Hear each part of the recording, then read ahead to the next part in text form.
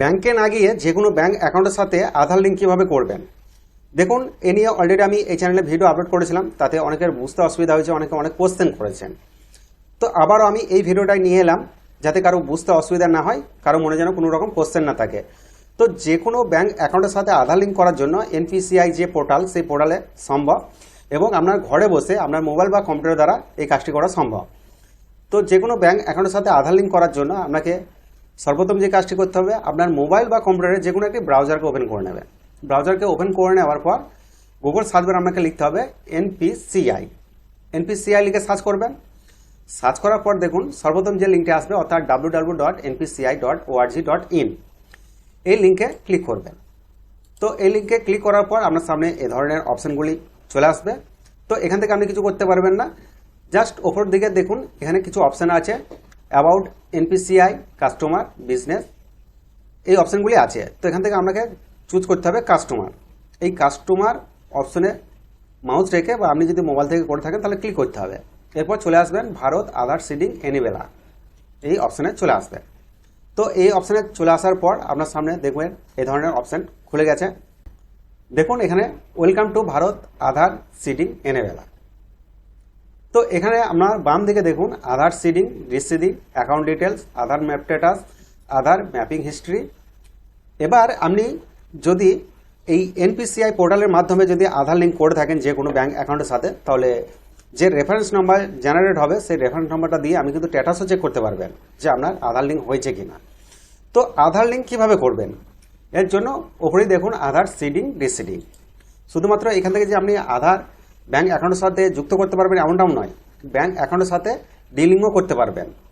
তো আধার লিঙ্ক কিভাবে করবেন আমি সেটাই দেখিয়ে দিচ্ছি। এর জন্য সর্বপ্রথম আপনাকে যে কাজটি করতে হবে, আপনার আধার নম্বরটা এখানে এন্ট্রি করতে হবে। তো আমি আমার আধার নাম্বার এন্ট্রি করে দেখাচ্ছি। আধার নাম্বার এন্ট্রি হয়ে গেলে আপনি এবার কি করতে চাইছেন, রিকোয়েস্ট ফর আধার লিঙ্ক করতে চাইছেন না আপনি ডিলিং করতে চাইছেন।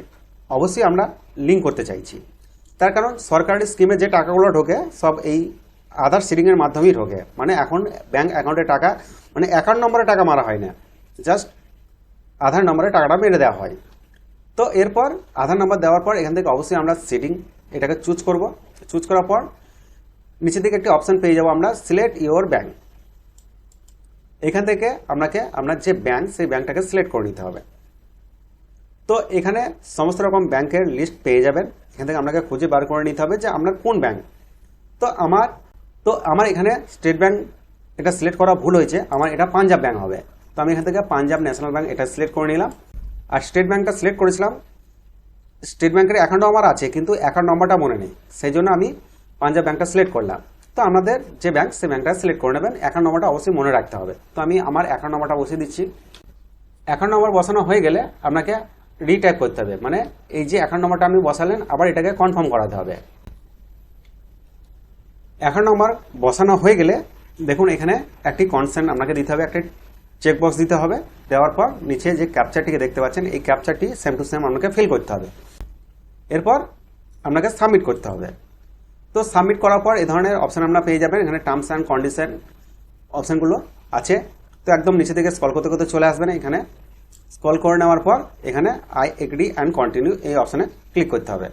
তো এই অপশানে ক্লিক করার পরেই আপনার মোবাইল নম্বরে একটি ওটিপি যাবে।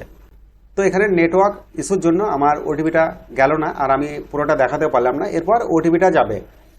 তো দেখবেন ওটিপি যাওয়ার পর আপনার সামনে একটি ওটিপি বসানোর জন্য একটা ঘর পেয়ে যাবেন, সেখানে ওটিপি বসিয়ে সাবমিট করে দেবেন। সাবমিট করলেই দেখবেন ব্যাঙ্ক অ্যাকাউন্টের সাথে আধার লিঙ্ক হয়ে যাবে। কিছুটা সময় নেবে, দেখবেন হয়ে যাবে।